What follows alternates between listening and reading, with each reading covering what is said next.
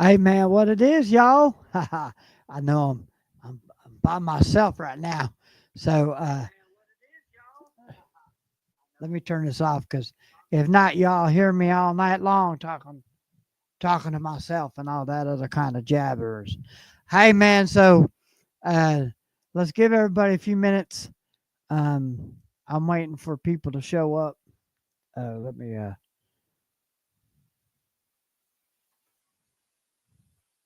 I'm waiting for Dwayne to show up. I'm waiting for Dwayne. As soon as Dwayne shows up, we'll go ahead and get going.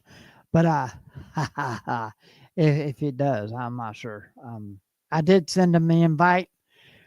So today, oh, so today, it's interesting because why? Oh, there he is.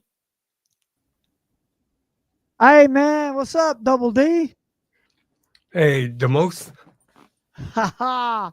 How you doing, man? I'm doing good. Ah, man, last year was crazy, man. Cat Williams told you.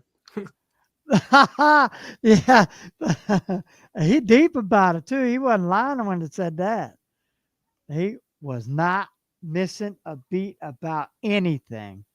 So, so just to backwards, I did play that song last night, Hmm. and the kids went crazy, man. I told you. It was like, oh, I was like, oh my god. And so the thing was, is I made sure it did the A minor part, but it didn't say the PDF file. I Right. cut that part out, but it was really intense. Um, man, it was 4 years ago since the last time we talked. Yep. Yeah. So how you been going, man? It's just been busy since I retired, and I'm trying to do this DJ thing full time. So trying to actually keep up with my social media and then updating the my website and all that stuff. It's been taking up my whole day. Yeah, it does. It takes up, especially the website. I hate the website thing. I wish I could fix it, but and I'm having all kinds of problems with it.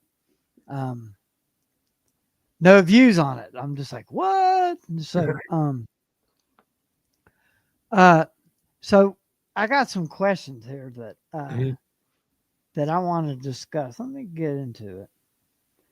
So I know there's two people watching, Okay. uh, but that's okay.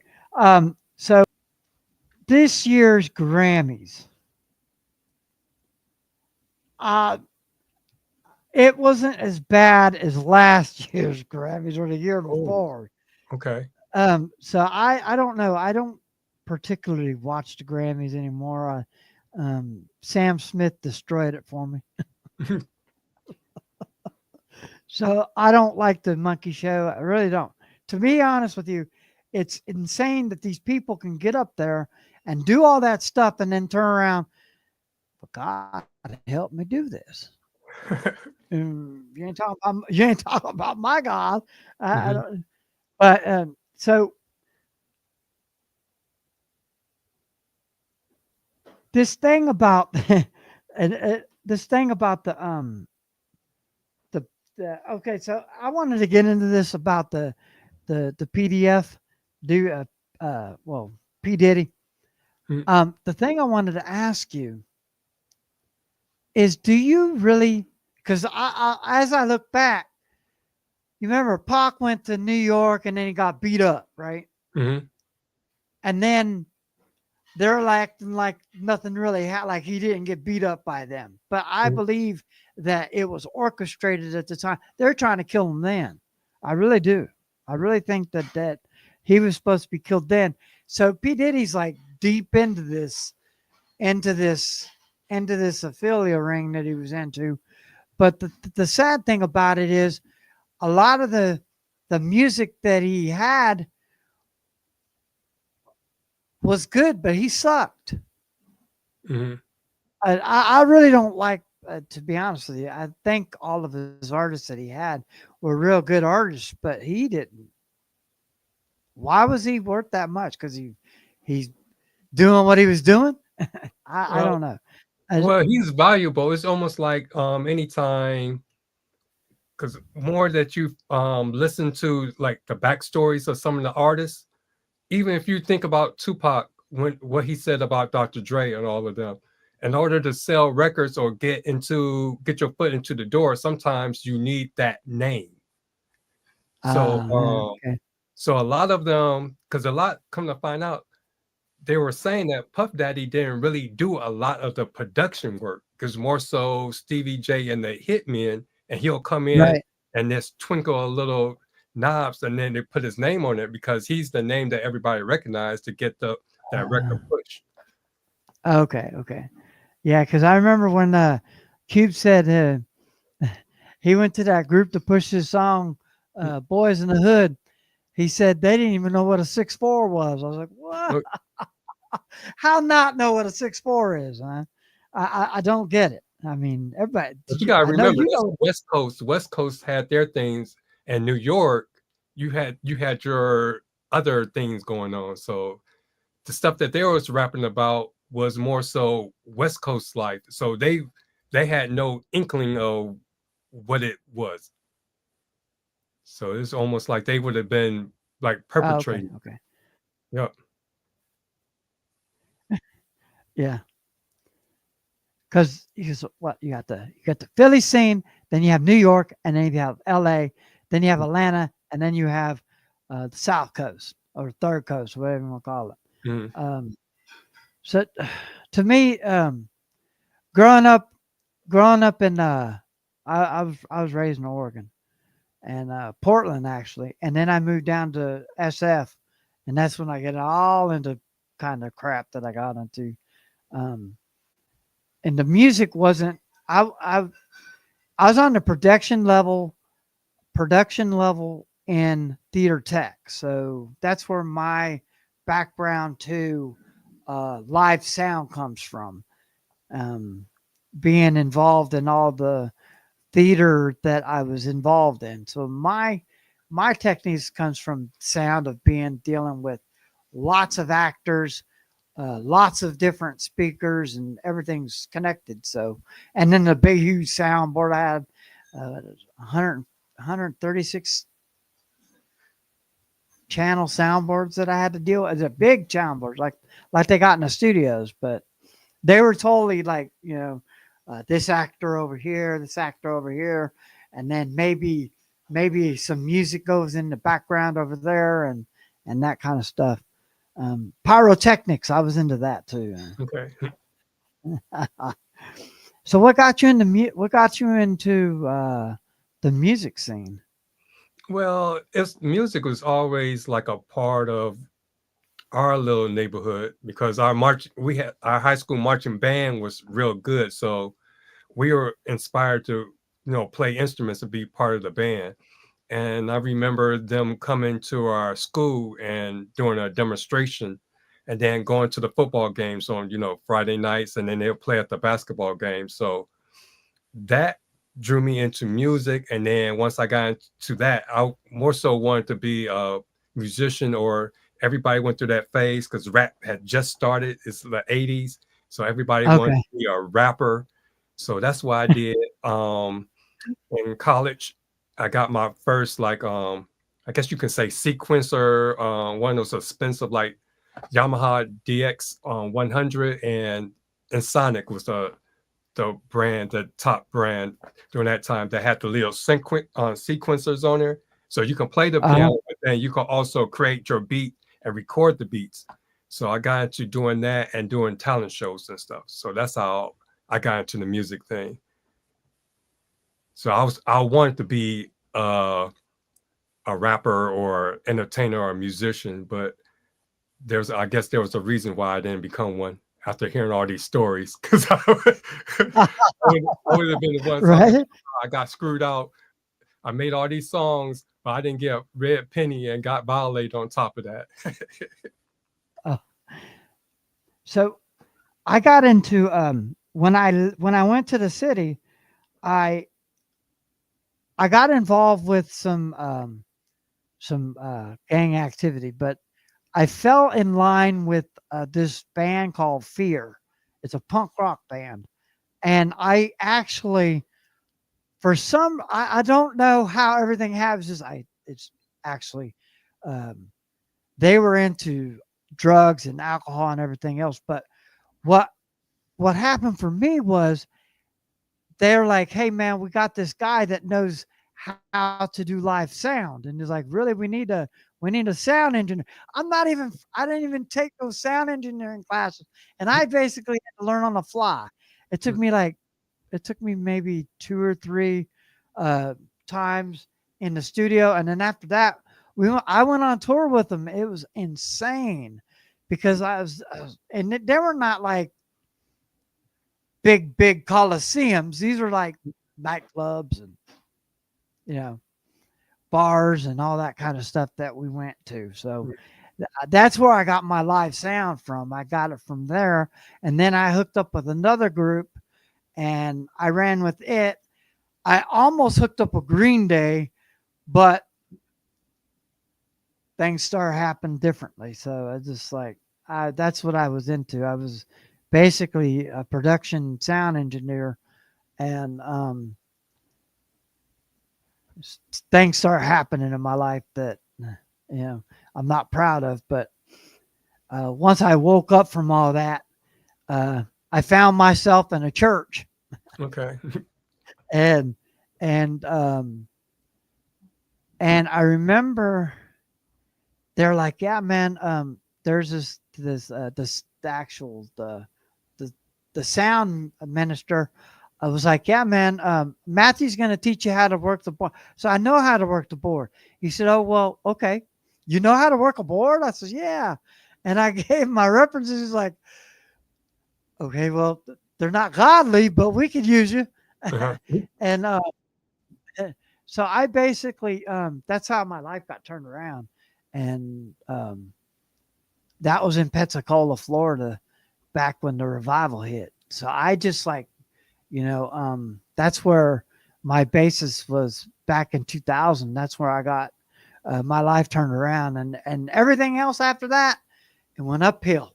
And then all of a sudden, I'm at an Alcoholics Anonymous club, and they're like, "Well, we need a DJ for the party on the Halloween party." And I was like, "Well, okay, I'll do it." Next thing you know, here I am DJing, and I ain't stopped. Okay. I had, oh, it's not really this one, but I had an iPad and I had 2 borrowed speakers and a microphone. And that's all I needed, because after that, uh, my wife's like, "Oh, you want to be a DJ? I'll buy you the equipment." So she bought me all the stuff I needed. And next thing you know, New Year's Eve comes. I'm in somebody's house DJing, and I'm like, "Oh my God." And ever since then, I didn't turn back. It was Okay. like, I just like, it's awesome because I never had the experiences that I had. But if I wouldn't have done the reckless stuff in my life, I wouldn't have what I have today. You know what I mean? So Right. it's like a twofold thing. But so do you go to college to get your Yep. master or your Yep. master's for what, music theory? No, music education. Music. Oh, okay, music 'Cause education. that was the one when you go to college, you have like a couple of different music degrees you can get, but music Uh huh. education seemed like that's the most logical one because with that one, you can do all the other music stuff. Whereas if you did like music performance, if you had that just a performance degree, you couldn't go and teach and you couldn't Uh-huh. go and work here at all these different spots. So I went to music education and became a teacher, and that's how I backed into being a DJ because I was the music teacher, the principal that thought I should play the music for the school dances. So I backed into it that way. uh, that's how I ended up, it was 2018. I got a phone call from Shadow Glen off my thing saying, "Hey, yeah, we need a DJ to come do our field day." And I was like, "Okay, I'll do it." So I go there, and the the kids, man, it was just amazing. The kids were just like so excited. I went there the other day, and one of the kids, he's about to graduate this year, and he says, "Man, I've been with you since you came to the school." And I'm like, "Oh my God, these all these kids are raised around me." So it's just like Mhm. it's just amazing. And we didn't go on during the pandemic, but the next year, as soon as that she got the green light from the principal, they got a new principal there too. But since the principal gave the green light, um, and this new principal, she was pretty cool. She's excited that she's like, "You got a DJ?" She goes, "Yeah, man, he's been with me for a long time." She goes, "Cool." And next thing you know, the principal's out there dancing with the kids. I was like, Mhm. that's what's up right there. That's what's up, man. It's just like, um, it's amazing. This journey is just, it keeps on going, and it changes. Like the Halloween, I've been doing Halloween for 4 years for this couple, and it seems like every year it's getting better and better, and like this time this year was so crazy. um what they do is, every 15 minutes they have a fire dancer come out and do the fire Oh yeah, I dancing. saw those. Yeah, I saw those gig It's vlogs. pretty Yeah. amazing. Mhm. um and and so her and her helper, they get out there, and she's been through a couple helpers, but it's amazing to see her. Mystic, there's her name, Mystic. She just, it's insane. And basically what she'll do is she'll send me it's four different sets, and they're like 10 minutes long. Mhm. And then every 15 minutes she goes out. So what I did this year was, I said, okay, so every 15 minutes, the first one, I waited till after the first one, and I was like, well, if I get the audience, I can bring them and reel them in till the next dance, and they won't go nowhere. And Mhm. by that time, the kids are done trick or treating. So they were just like, I kept on bringing in different crowds, and it was it was crazy. It was crazy. There was probably about, I'd say about maybe on off and on flow, there's probably about maybe 200 or 300 kids Mhm. going in and out. That place gets packed. Mhm. And they go out there to that subdivision and trick or treat, and they get full size candy bars, man. Uh, is that the I one take that my has the big floaty thing too? What's that? Yeah, the one with the big old balloon. That was the first year. The Okay. octopus, and Yeah. then this one was a different one, and then last year was spooky skeletons. This year was magic pumpkins. That's why I had Fred the pumpkin, and I had him set up to. If I next year I'm gonna have them again, but I'm gonna actually get a styrofoam pumpkin, Mhm. and I'm gonna rig it up to the fog machine, so the fog will go out of his mouth, Oh, because okay. it was going out everywhere on him. And I was like, I want it just to go out the mouth, so I'm gonna try to figure out how to rig it up so I can do that. But and I bring my daughter and son, and they go trick or treat, and they have a blast. I'm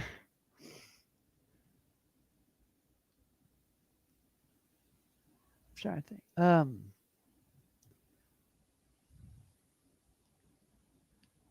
So you since you retired, have you like done a lot more parties and weddings, or is that I what you're I did that up until November. It was like I was busy almost every weekend. And then once like the holiday came, I did a couple of holiday ones, and then it's been kind of like quiet. So far I did two in January, and now I'm just waiting for the next gig to come up. And then also I yeah. joined a DJ group here company. So it's been Okay. kind of slow, and now we're starting to get um, notices about upcoming weddings and parties, seeing who's available. So it's like a slow process this time. I don't know if it's because now that I have all this extra time, I'm looking for it, so it seemed like they're coming slower. Yeah. I got a I got the school coming up, the prom. I got the prom coming up. I was supposed to have Halloween, I mean Valentine's Day tomorrow, but I guess they didn't want to hire me. but Mhm. but it's the same school. Okay. It's Elgin High School. And I'm doing the prom on the 11th of April Mhm. there. That was last year was crazy. So they hired me to do the prom last year. Then they're like, they were so excited. They're like, yeah, we want you to come back for homecoming. So now I was like, okay. So now I got that set up. So now I'm their DJ for anything they need. And I'm just like, oh my God. So the school is actually the schooling here isn't like big budgeted schools. I Mm. and so I do because they got a totally different PTA system going down there. Okay. So I don't know how it is in your area, but the schools down here they're fair to middle. Hmm. Yeah. So I got my school prom, the school that I retired from. They got their 8th grade. I guess you can say junior prom. So I'm supposed Okay, to do that at the end of May. I forget what exact date it is. I think it might be the 18th. Whatever that Friday is before Memorial. Yeah, Memorial Day. And then I have a black and white ball the last Saturday in April. And then somebody that I did their 90s party for, they told me to kind of like be on the lookout for something for their April. I think they're doing something either in April or at the beginning of May. And then I just got called to like tag team with somebody possibly at the end of May. So it's okay. picking up. Yeah. Well, I got a phone call the other day from a local DJ wants to meet up. So I'm gonna set up an appointment next week with them. I couldn't do it this week because there is the animosity. My wife just started a new job, so I just had to like kind of get everything in play, and Mm-hmm. I'm getting my desk in here. Right now, I'm sitting on the couch in Oh. the small room until my desk gets in there. So Mhm. because I was in the garage for a while and it got too dang cold. I'm like, she goes, Yeah. I'm not buy you a desk because you already have one in the garage. I said, come on now, don't get me out there in the garage hanging out with the cats Mhm. and the mice. We got a cat in the garage because we got mice out there. Because well, so the story goes, my grandson, my daughter's like, okay, I'm gonna go to Callahan's to pick something up. So she takes my grandson to Callahan's. Mhm. Next thing you know, they come home with 2 chickens. Mhm. This is where we got the first 2 chickens. Then she's like, one of the chickens dies, the baby dies. So she's like, no, he can't be alone. So we'll go back to get 6 more. And I'm like, oh God, here we go. Here we go. So now I'm at 7. So then later on in the year, they get 6 more chickens. 4 of them die. They go back and get 12. I'm like, oh my God, what are you doing to me? I got to raise these chickens up. And I was out in the garage doing a video, and Kevin decides to crow for the first time while Mhm. I'm shooting the video. I left it in the video. Oh, I'm like, oh man, Kevin, we got rid of him because he made too much noise, and my daughter got rid of him because he was doing too much to the chickies. Oh. He was a horn dog, man. I was like, Uh-huh. oh my, He's like that the brown chicken from Bugs Bunny, Leghorn, Foghorn. You yes, remember yes, that yes. brown That was chicken? at He's like that. play the guitar. Yes, yes, that one. Yep. So, yeah, um, I just wanted to get on here and try to do a live stream and see if people would show up, man. Hmm. I'm gonna repost it back on YouTube, so that way it's gonna be out of the live stream. Because usually, if you post these on live stream, it stays in live stream; it doesn't go out. So I'll have to Okay. Yeah. repost it. But Yeah. Because we missed you I yesterday.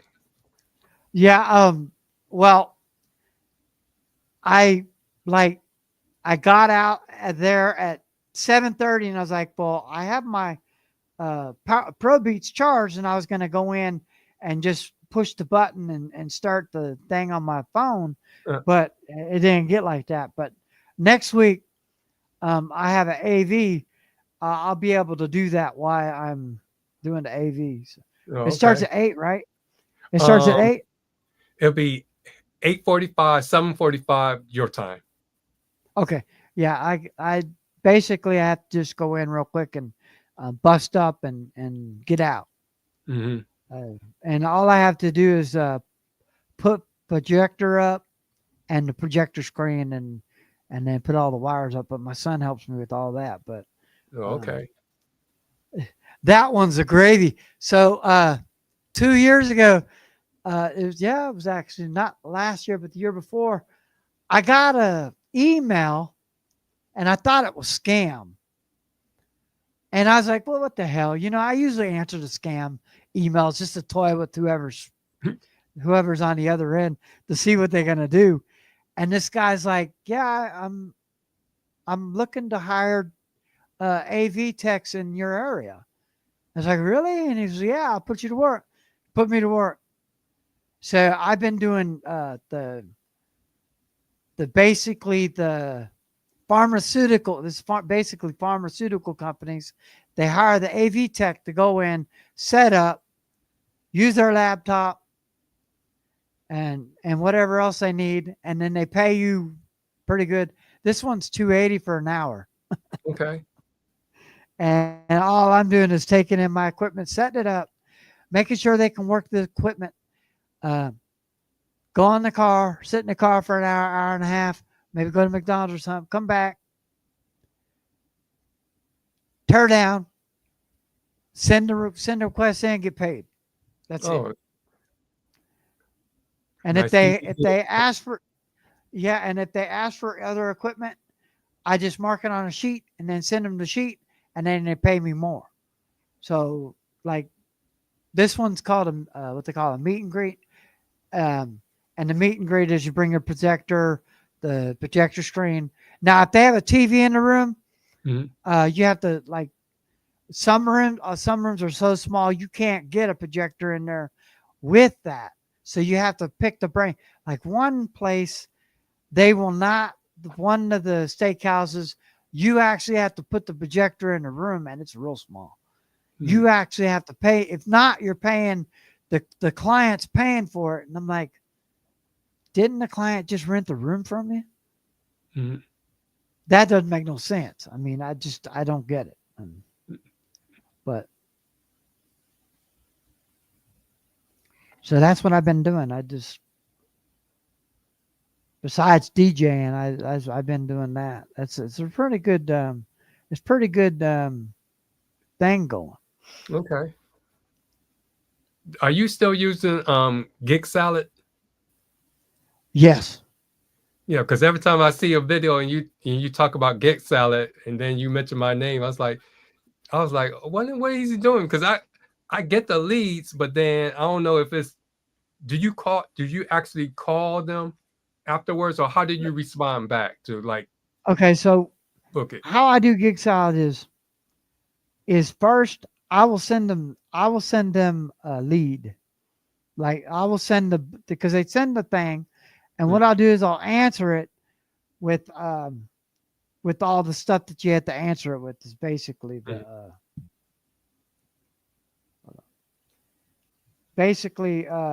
they actually have an app now. They have an app, which is insane that they actually have an app because I was like, so basically, they'll send you a quote, and you answer the quote. And what I'll do is I will send them. Sometimes I'll call them, but sometimes they don't even leave a number.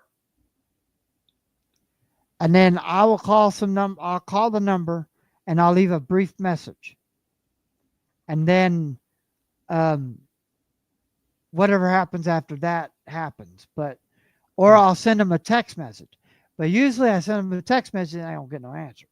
So it just all depends on because a lot of people get sketchy about talking outside of the app for some reason. Right. So Because I was just wondering, because it's like, I really don't, when I was doing Gig Salad, it's like I stayed within Gig Salad. I never really called yeah. that number. But like on Wedding Wire, a few numbers that I did call, they at least responded back. So it's just a matter of trying to figure out what that little niche is to actually bring them in and book them. So DJ Mikey Mike says, "Hello guys." Oh, hey, Mike. I just said, "What's up?" I just caught it. Like I just turned on the conversation. I'm still trying to get back to use I'm using StreamYard because I tried using the other way, and oh my god, it's just frustrating. Getting on into OBS and turning on this and getting on that to turn on this, and then by the time I'm frustrated. I'm like, okay, whatever. I'll just go to StreamYard and do StreamYard because it's easy. They actually gave me a freebie, so I'm doing a freebie. I have to shut that off. If not, but yeah, man, it's crazy with the way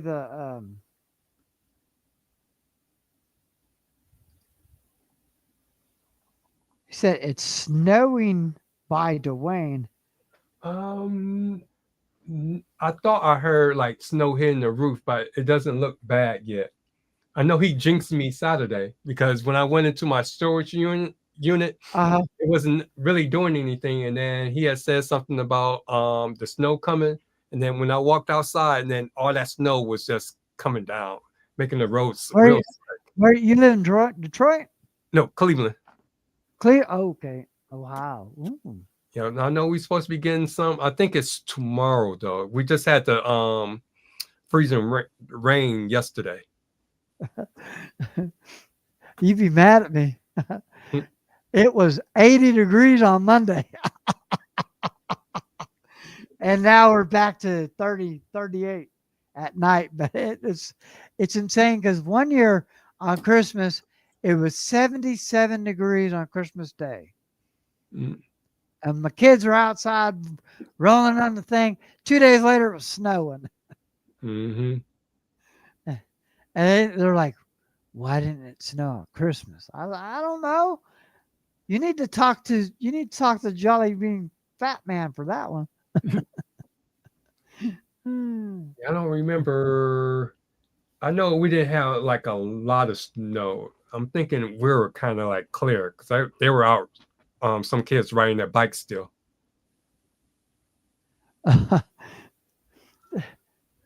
He said you're gonna be hit with 6 to 10 inches. Yeah, that used to excite me when I was teaching, hoping for that snow day. But now it doesn't matter anymore because I don't have to get up and go to work.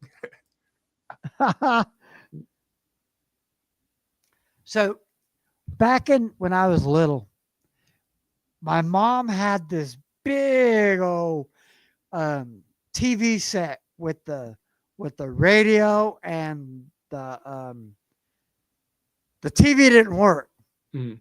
But the 8-track tape worked, and so did the radio, and so did the record player. Oh, so you have one And of the big long ones with yeah, the the big long ones. You remember those big long ones? yep. They're brown and they're heavy. You couldn't even just picture a thief breaking in your house back then. They couldn't steal it if they tried. Mm-mm. They had to come in with a forklift. But I remember that because I'd wake up in the morning. I lived in Oregon, so in Portland. And I remember waking up in the morning.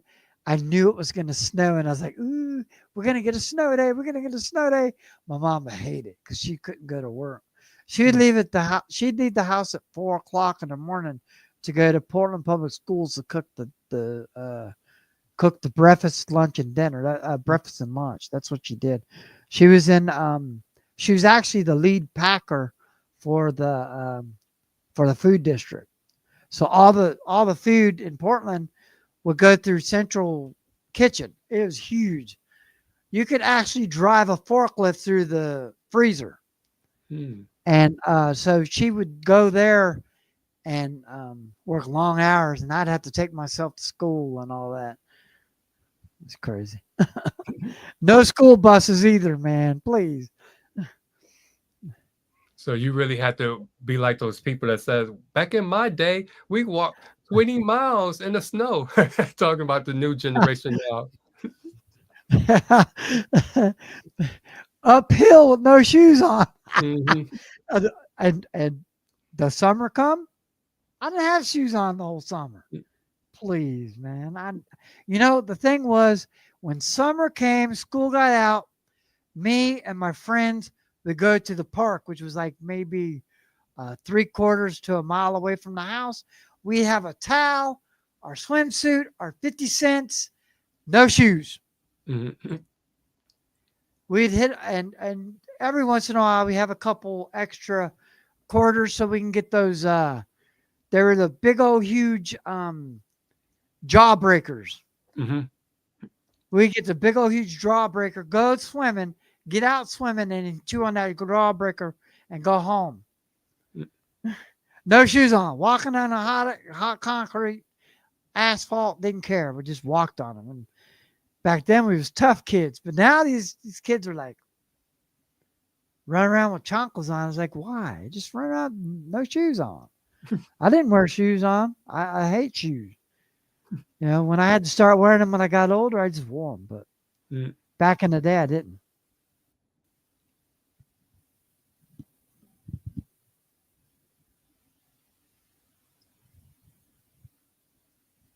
He said, I have to DJ for our veterans tomorrow morning at 11 a.m. Yo, So I did it. I'm almost 60. You got hopefully me on it that. won't snow too bad. for him. Huh? Hopefully it won't be snowing too bad for him. Oh, right, right. So I got I don't know exactly when, but I should be going to Houston soon. Okay. I hate that trip. Mm. I hate it. But Bucky's in the middle, so if you're not familiar with Bucky's, it's 356 gas tanks, gas pumps, and like maybe 50 diesel, and no semi trucks. Okay. And it's like you go in the store and it's like Walmart. Is that the one that has Not the was the beaver? the Beaver, yeah, Bucky's, yeah, Okay. yeah. It's Bucky's. It's they got all kinds of stuff in there during the day, but it's packed. Mm. It's like going to Walmart. 'Cause everybody stops there, get all kinds of stuff. And they got all kinds of food. They make $1 million easy a day, I think. Mm.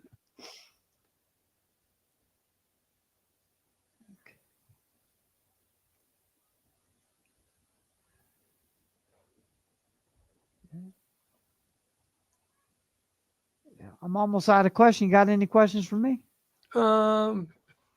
Not really. So, what is your take? 'Cause I know you were the topic was it the biggest beefs they had? Yes. Me like, Oh, now we forgot about the biggest beef. So this is my point. mhm, Okay. I know last year the biggest beef. I know where it started because it started. You know that beef didn't just start there. It started way back, but it ended up going on later down, and then it caught up. And here it is. Uh, Drake threw something at Kendrick, and Kendrick's like retaliated a little, mm, and then here comes Drake again. But Drake don't have his own stuff. mhm, Drake don't write his own stuff. He's got a ghostwriter write all that beef. So all of his stuff that he's throwing at Kendrick ain't even his own words. And I'm like, this guy, and I'm just like, he's not a battle rapper. He just needs to step out the game. Just go ahead and do your R&B kind of, R&B kind of thing. Leave the rap game alone because you ain't no rapper. mhm, Well, you got some verses. I got to give you that, but and then Kendrick popped off and shots fired with Humble. Next thing you know, here goes Drake again with that other song, and then Kendrick did another song, and then here goes Drake doing two, and Kendrick's like, oh no, he pops off of Not Like Us. Then a week later, he does a pop out song, a pop out with all the B's and C's and Latin Kings in LA at a live show, and it just goes nuts. I'm in Waco, Texas. Ain't nothing out there but country. I turn the station, and here it is. Not Like Us is playing in Waco, Texas. I was like, I didn't know they had rap in Waco, Texas. that was just like And me. then, We were going, taking my niece to college. You know how you get on uh-huh. the highway. Once you get to a certain point, your local stations go out, and they was playing some like weird off kind of like music, and then all of a sudden you hear this dun dun dun dun. I'm like, even they didn't know that. I'm like, he must be really irritated. Everywhere you go, you hear it. You're in the elevator, hear that Yeah. music. It'd be da da da da da da. Da. Yeah. It's like, and, and I really thought things were going to start quieting down. And hear Cube throw out a song. I'm Kendrick before Kendrick. And I'm like, oh my God, here he go getting in the beef, stirring the pot, man. I'm like, and he's telling the truth.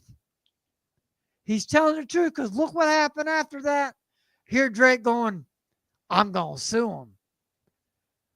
Remember, Ice Cube got sued by his manager, mhm. Jerry, Yeah, that Jerry Jerry guy. Fuller.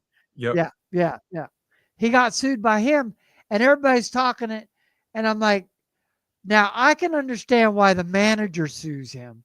I Mm, can understand that. But I can't understand why another rapper trying to sue a rapper. Now he cut off again with another. He don't learn his lesson. He gonna be body. Look. I understand this. That he gets 5 Grammys, and then you get mad and start pouting that he got 5 Grammys off a diss track. Then he turned around and put the nail in the coffin when he did it at the Super Bowl. And then mm, look what he says after the thing. Game over. mm, But if you look at the way he did that, he was playing a game. It was mhm. like a game controller and everything was in there. I was like, oh my God, man. He just basically just, and then here he goes again with another song, thinking he needs to give up, man. Let's just Yeah, give it up because because because at first here when I you, heard the song yeah, "Not Like Us," I just thought it was going to be a here today, and then it was just going to disappear. But right. by him keep talking about it, he brought it to the forefront, and then he had everybody who didn't wasn't even paying attention listening to it, and he basically blew it up. If he had just left well enough alone, I don't think it wouldn't have went that far. Yeah. But the I was like, here Ice Cube said that, but it took me back to how Ice Cube wrote a beef in 90 minutes and then went to the thing and just annihilated NWA by that one song. And I'm just like sitting here going, and everybody, now they can't put it like that, but everybody always says, now I understand and I do give Pac flowers because that beef was tough. Mm. But I don't know now. Between 1, 2, and 3, I got to put those 3 there. I don't know which order to put them, but all 3 of them deserve number 1, to be honest with you. But to be honest with you, those 3 are it. They're all like, I don't, you know what I mean? Because I'm old. I was going to say, actually, Ice Cube's thing came as a response to NWA because they called them right 100 miles of running. Yeah, they put up that song 100 miles of running, and they were saying when they put that song out 100 miles of running, they had that whole beef with him, calling him all kinds of stuff. So, yeah, I got to give you that. Yeah, 100 miles of running. That's where it kicked off the beef, and he just did one song. I don't think he did any others. I think he did that, and then because when he hooked up with the Lynch Mob, he did that one song, Jacking for Beats, and he did a couple other songs. But yeah, because I don't remember him actually doing a dish per se. Besides that one, yeah, it was just no Vaseline, and that was it. He was like done, and then he saw E later. And him and E were cool and all that other stuff before he died. But so, yeah, that was a big one. And then all of a sudden, East Coast, West Coast gets into it. And I'm like, oh, man. Because I just remember growing up, it was the Roxanne Shante. That was the big one when I was in high school.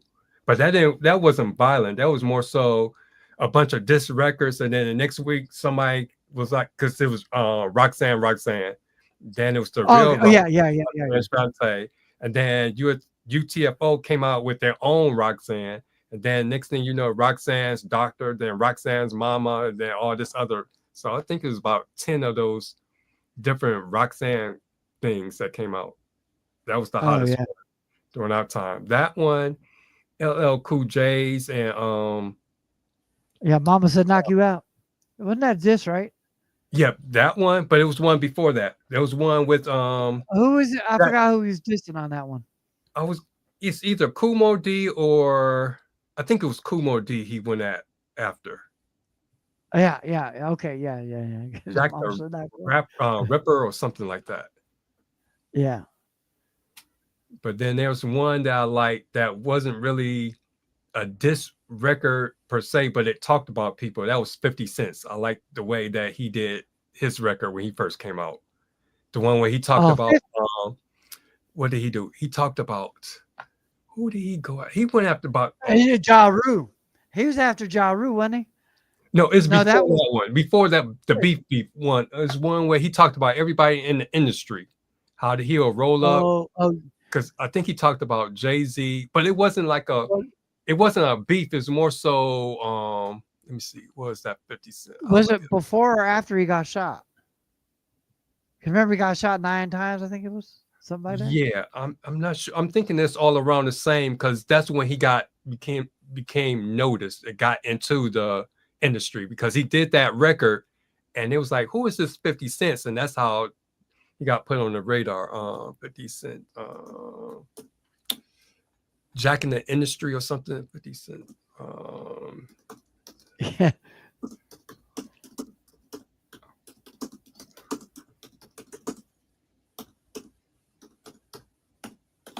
But Ja Rule seemed like, I think DMX didn't like him either. How to Rob, that's what it's called. Let me see. Who did he?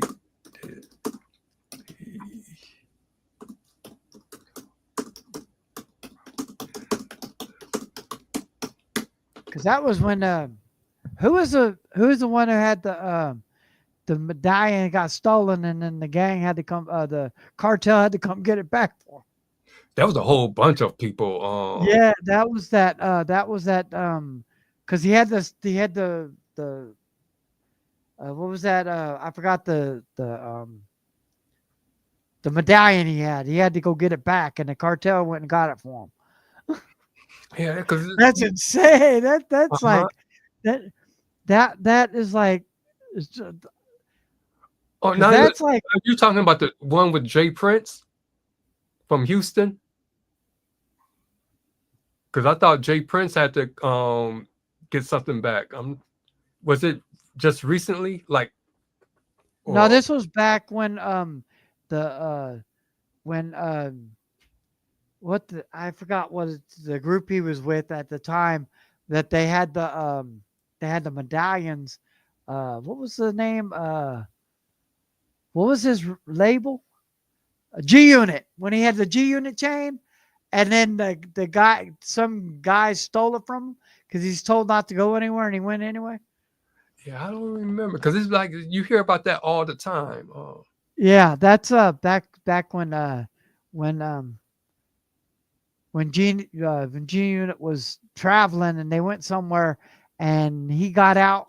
One of the I think it was well, one of them got beat up and they took his chain, and then the cartel had to go get it back for him, and it was crazy. I was like, oh my god, why? oh, Don't listen. is that that's not the one that the game had jumped on one of them? Because remember Yeah, I think the thing and the game was together at first, and then they fell out, and then I think yeah, because if that's the same 50 one. yeah 50 Cent dissed Game big time on that one. They was that's a big time beef right there, man.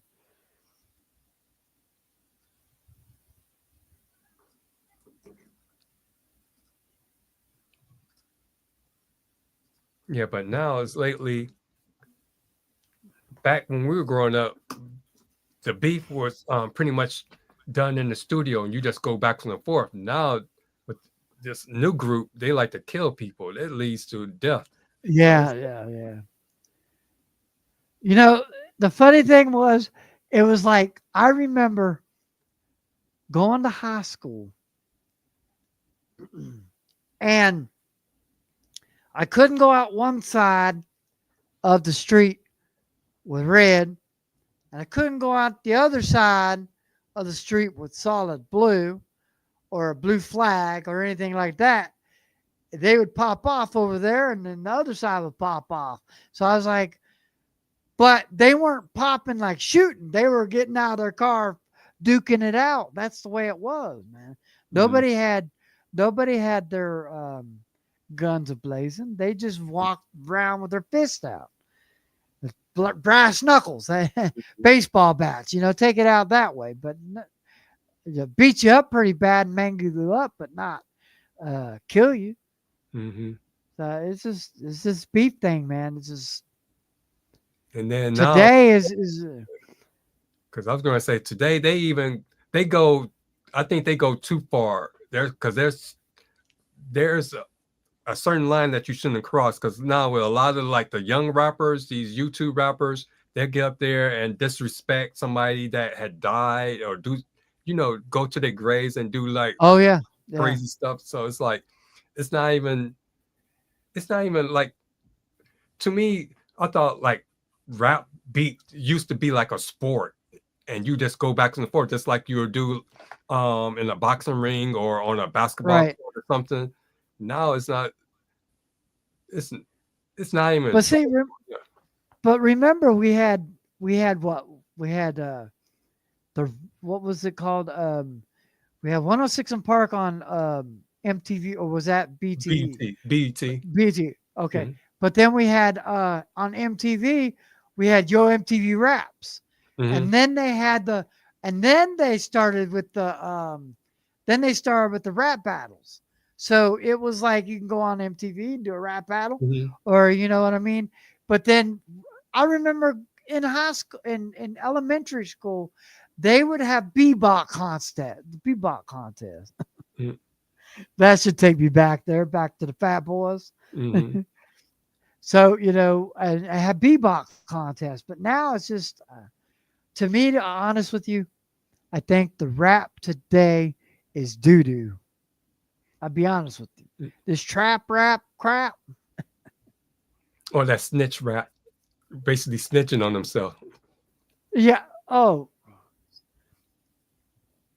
that's the funny thing about, the thing about, and you could tell that they weren't raised in the street, because in the street, you ain't snitching on yourself. You ain't snitching on nobody.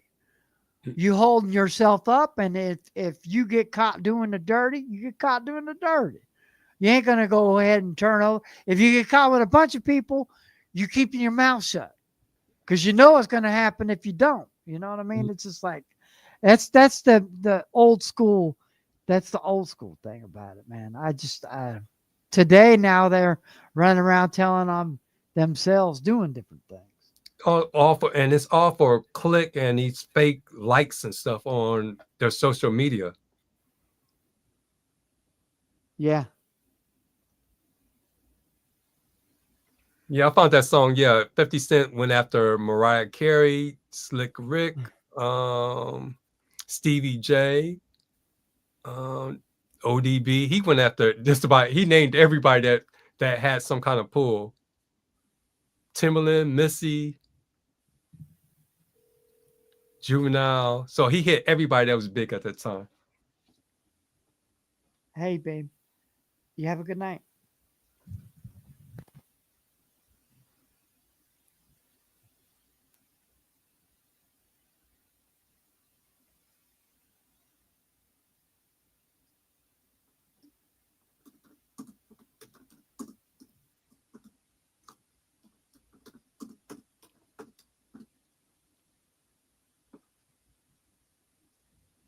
I'm sorry about that. I had to call my wife and see if she made it safe. Yeah, I was trying to figure out who was that one that LL Cool J was going after. Because I remember What was it? Cannabis. The one where they were on the same record, 1, 2, 3, 4, and Cannabis referred to the microphone on his arm, and LL Oh, okay. took exception to it. But there was one before that. I'm thinking that was Kool Moe Dee. That sounds about right. Because they were had a pretty heavy, but it wasn't like it was now. Just do it on the album, put it on wax. Mm-hmm. Let's put it on wax, brother. That's all about it. That's the the thing about the beef is, where's the beef? Mm-hmm. Yeah, it was Kool Moe Dee, because Kool Moe Dee came out Okay. with "How You Like Me Now," and then LL Cool Right. J came out with "Jack the Ripper." Oh yeah, hell, Jack the Ripper, Jack the Mhm. Ripper, Jack. Oh man, that's a cold blooded song. Yeah. I really like the what's it, the I watch the movie all the time about the the label. What's the name of the label? I forgot the name of the movie, but this got LL Cool J coming in there for a minute, singing the box song. Oh, you talking about Crush Groove? Yeah, Crush Groove. Oh man, it's one of my favorite movies. Mm-hmm. Besides the what was the other one? The other one was where he was Juice. That was another favorite Mm-hmm. movie of mine too. I like Juice. Those two movies are like those are good movies. Yep. Because then you actually see people before they blow up. Like LL Oh Cool yeah, J was yeah. always in the back. He was either carrying crates, and then he finally got his chance to do that one rap song, and then New Edition was just coming into their own, and then that Right. was the first time I saw Beastie Boys. Oh I did man, yeah, because they were at first they were punk rock. hmm They were a punk rock band, and then they fell into the Crush Groove and ended up being rappers, which is pretty cold blooded to be honest, because they when they hit it off with that those old albums, those were tight. And the funny thing about it is these kids today don't understand you don't have to use all the swear words. They didn't do that in the 80s, man. They would come look, Run DMC maybe have one or two songs that had maybe like a couple words, but they weren't like really, really bad ones. But hmm they would come off singing music, and I guess that, and then you got uh, Will Smith. He went off the deep end now, but back in the day, he was pretty cold because he didn't cuss. He didn't have to. hmm Now today they're like throwing stuff around, being all kinds of menaces and acting stupid. I'm just like, And what I do like you about really? huh? Huh? Well, I was going to say what I like about the old school rappers. When you went to their concert, you got a concert because they actually rap, sung a little bit, danced. They did the whole thing. It was like hard for me to just go into a rap concert just to see a person stand and just walk from one side of the stage to the other and not really, performing like your Heavy D, Right, right, right. UTFOs, who else? Big Daddy Kane and all that time period. Okay, so that brings it to Digital Underground. Now, that was Mhm. like a performance. See, that's what I'm talking about when I come in with the rap thing, because they didn't just rap. You know what I mean? They had Tupac over here is background dancing and all that other stuff, and all the crew. They had a big crew when they came in. Mhm. It was crews, and a lot of people hate me when I say Vanilla Ice. That boy could dance, and Mhm. that's where they say that what's the name? MC Hammer found him dancing. That's Right. where he found Vanilla Ice. He was dancing. And then he knew he could rap, and he was just like, but MC Hammer was cold blooded on that. He'd get out there and he would shake a thing, and they were like, then that gangster thing came out. Once the gangster rap, they stopped dancing. Right. Gangster rap came out, they stopped dancing and doing all that other stuff. So it was just like, it's a period of time because at first Ice T was kind of like different on his message, because if you looked at the way he dressed before the for the thug style, then he turned to thug, then he went to heavy metal, then he went to heavy metal, and I was just like, and then he comes out with the song, "Here We Go." We got NWA on this end, and then we have Ice T over here on this end with Body Count, and I'm just like, oh my god, now you're all, and then you have Cypress Hill coming out with this song, and this is like all these songs, and I'm just like, leave the police alone, man. They ain't done nothing to you. You might say they do, but come on now. I mean, because when I think I was more profiled when I was younger because I was out there doing stuff, and they knew I was doing it because they could tell. I mean, it's just like the cops can read you before you read yourself, Mhm. and that's the funny, and the thing about today is don't tell nobody, don't say nothing to them. They ask you for your ID, you don't have to give it to them. Please. Back in the day, back in the 80s, we would go to jail and they'd fingerprint us just to see who the hell we are. I ain't got ID. Okay, we're going to cuff you and stuff you. Take you downtown, run your fingerprints. Okay, we know who you are now. You got to stay in jail for 4 hours, let you go at midnight. Probable cause. That's what they called it. But now they're just anyway. Most of the times, if you just go about your business and then don't look like you're suspicious, and then when they approach you, just go ahead and say what they want, then everything will be over. But it's once you start getting combative, then that's when everything happens. Right. All right, man. I held you for an hour. Mhm. It's just once it started going, man, it got good. It got good, but Yep. I don't want to hold you hostage tonight, brother. All I right. appreciate y'all showing up. Hey, man, y'all hit up Double D on his Hitman over here on his. I'll repost this video, and I will actually leave his.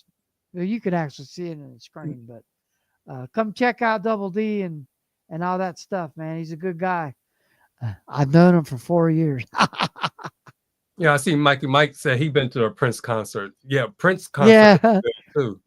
Oh, those are some concerts, man. They were. I got to go see. I'll shut up this one. I actually got to go see. Well, I really didn't see no concerts. I actually got to meet Danny Glover All right. in high, because and actually Reverend Jesse Jackson. The high school that I go to is in Portland, Oregon.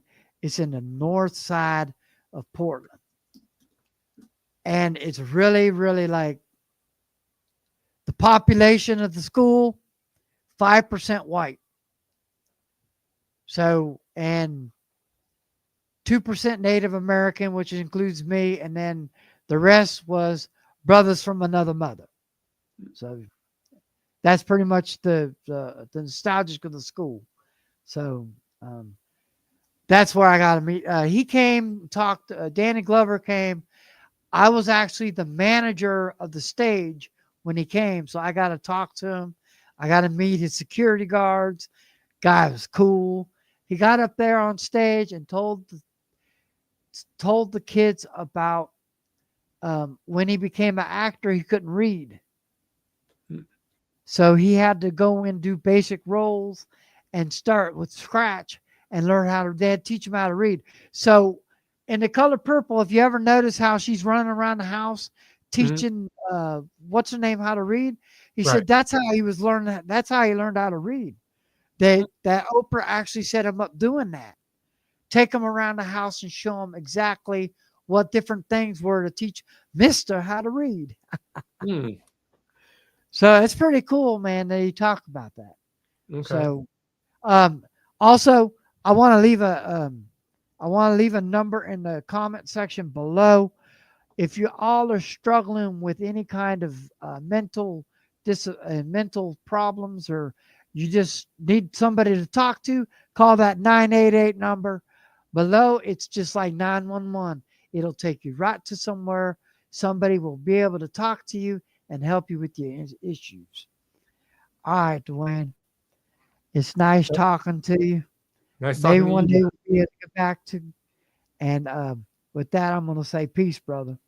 All right. See you until next time. Hopefully, we'll see you on one of the Time to Spin shows. Yes, I will be there. Time to spend next week. I promise that one. All right. All right, brother. Have a Thank good you. one. All right. All right. See ya. Bye. Bye.